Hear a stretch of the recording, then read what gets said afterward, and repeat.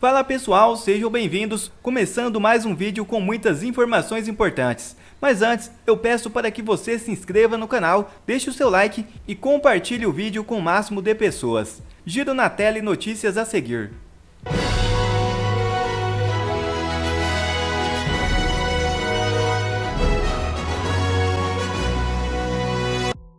Primeira notícia já na tela. Moraes leva réu do 8 de janeiro a julgamento presencial no STF. Este domingo, o ministro do Supremo, Alexandre de Moraes, pediu destaque no julgamento do réu do 8 de janeiro, Eduardo Zeferino Engler.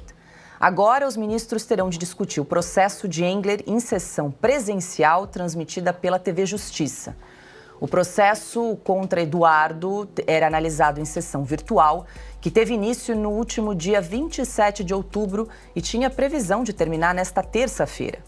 O relator da ação, o ministro Alexandre de Moraes, já havia proposto que ele cumprisse 17 anos de prisão pelos crimes de associação criminosa armada, abolição violenta do Estado Democrático de Direito, golpe de Estado, dano qualificado e deterioração de patrimônio. O pedido de Moraes se deu depois de a defesa do réu solicitar esclarecimentos sobre um trecho do voto do ministro. O advogado de Engler contestou o fato de o ministro do STF ter citado como fundamento para a proposta da condenação que ele teria estado no acampamento montado em frente ao QG do Exército em Brasília. A defesa do réu sustenta que Engler nunca esteve no local. Os advogados apresentaram um laudo pericial que confirma que o acusado então deixou a cidade de Santa Maria, no Rio Grande do Sul, no dia 6 de janeiro, chegando à capital federal no dia 8, sem qualquer passagem pelo QG.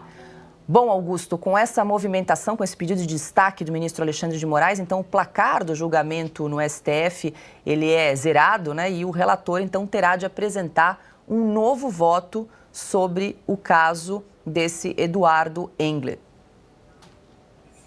É mais uma obscenidade, é o fruto podre de uma árvore que é podre. O inquérito é ilegal, já dura mais de 4 anos, vai durar mais 4 se o Brasil não tomar, os brasileiros não tomarem alguma providência, não pressionarem devidamente o Senado para acabar, o Congresso para acabar com esses abusos. Se o Supremo, se não existisse algum juízo na cabeça de algum ministro do Supremo, já teria declarado que isso aí precisa acabar. Vai acabar em nulidade. Agora, é sórdido, né?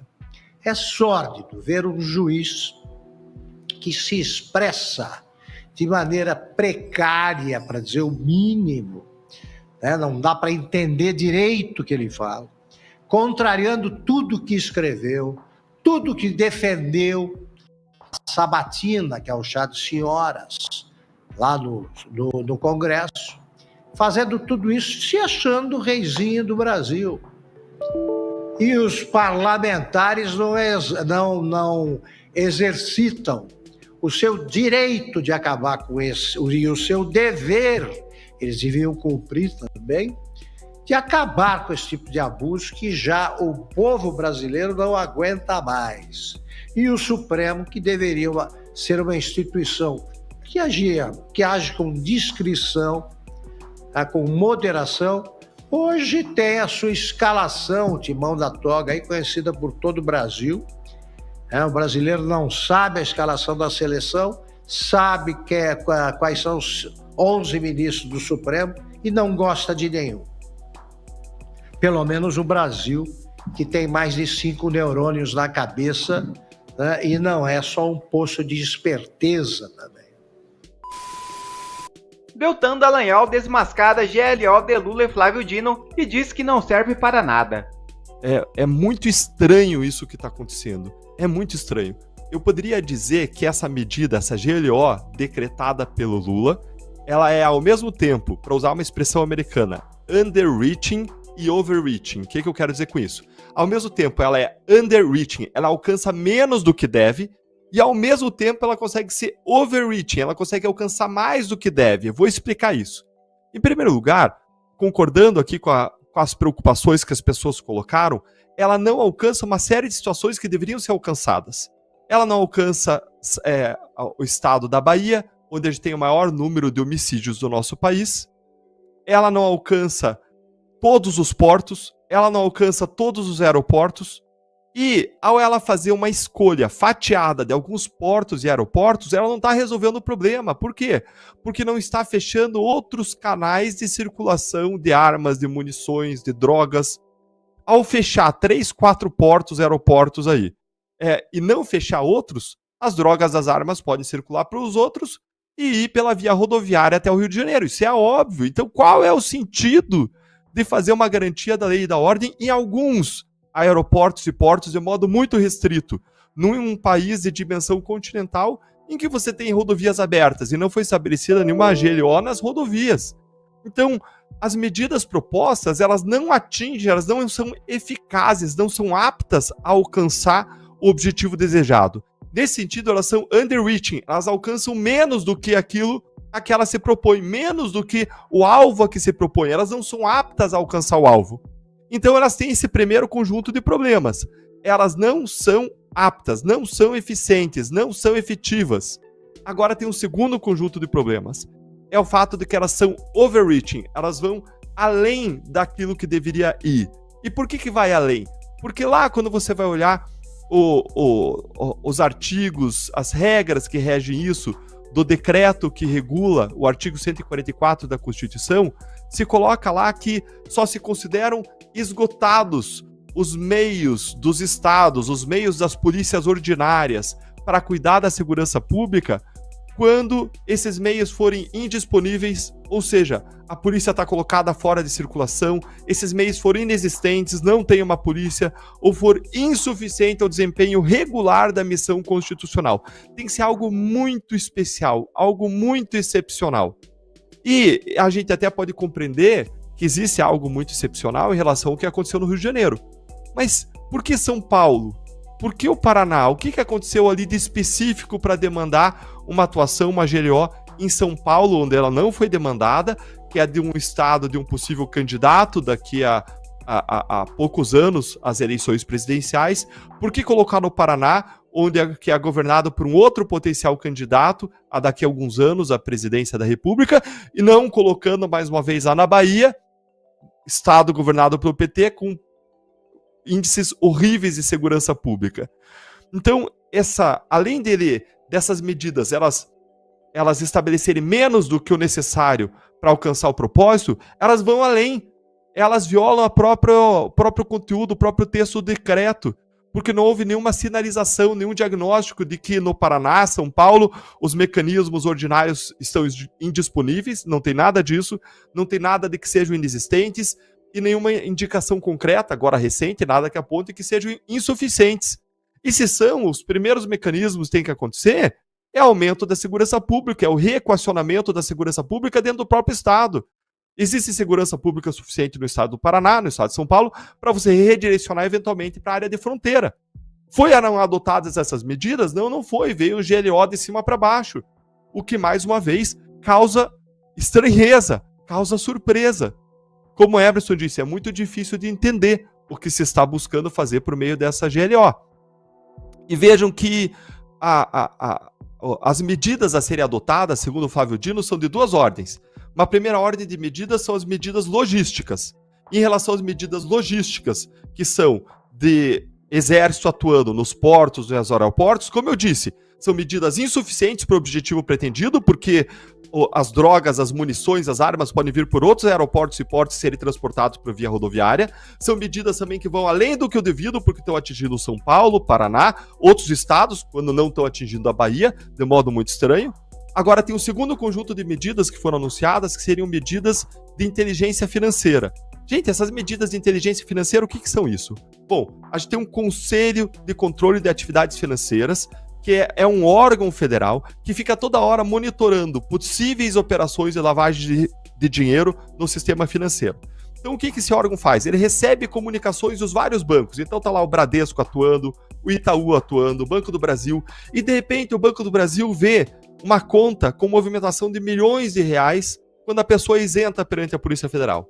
ou ainda vê uma conta em que não para de entrar dinheiro pingado, em espécie, pequenas quantidades, R$100, mais R$100, mais R$100, mais R$100, totalizando centenas de milhares de reais, o que é um indicativo possível de fracionamento de depósito de dinheiro em espécie por quem recebe de venda de droga.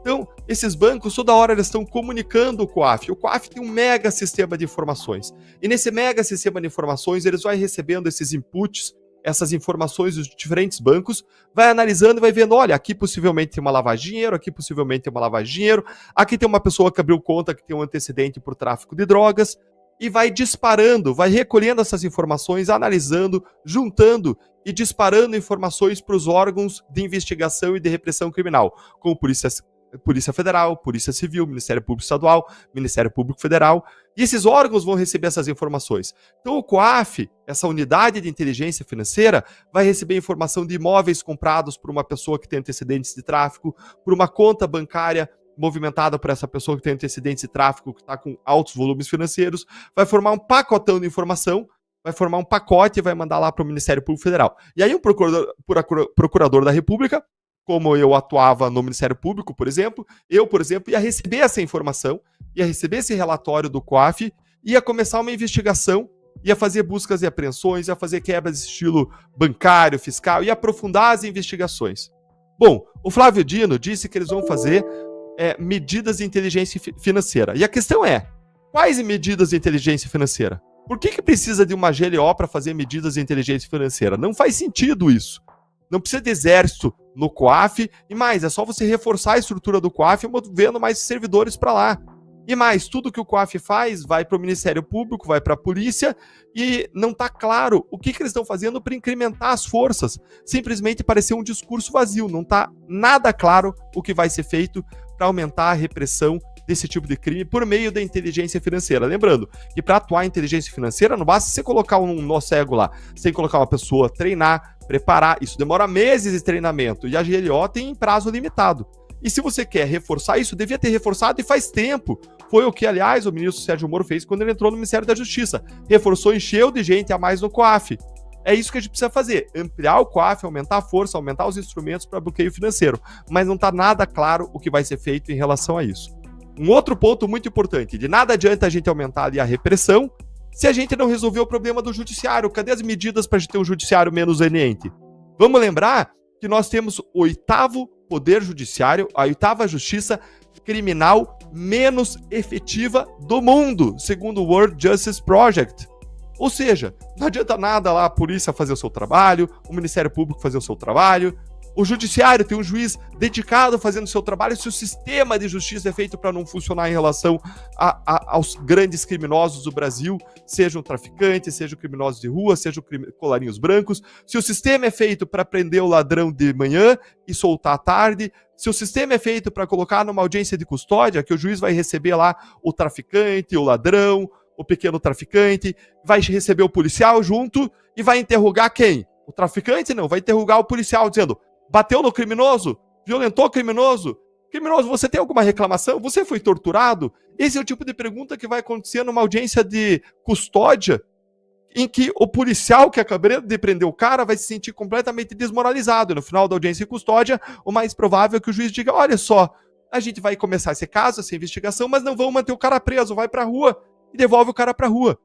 Enquanto a gente não mudar essa realidade, enquanto a gente não mudar essa cultura de leniência do sistema de justiça, mudar as regras, a gente vai seguir tendo uma imensa criminalidade no Brasil. A gente precisa mudar essa política criminal do coitadismo penal, em que o PT é perito, dando indulto natalino de 2/3 da pena para homicidas e para ladrões. A gente precisa mudar essa cultura do judiciário, como aconteceu no caso do André do Rap, um membro do PCC. Afinal, a garantia da lei e da ordem está sendo feita para pegar a criminalidade organizada, não é? Então por que aconteceu do André do Rap ter sido livrado no STJ, ter sido anulado o inquérito contra ele, devolvendo helicóptero de 7,2 milhões, devolvendo embarcação de 60 pés e avaliada em 5 milhões, devolvendo imóveis luxuosos, um Porsche Macan, devolvendo para uma pessoa líder do PCC, devolvendo 4 jet skis.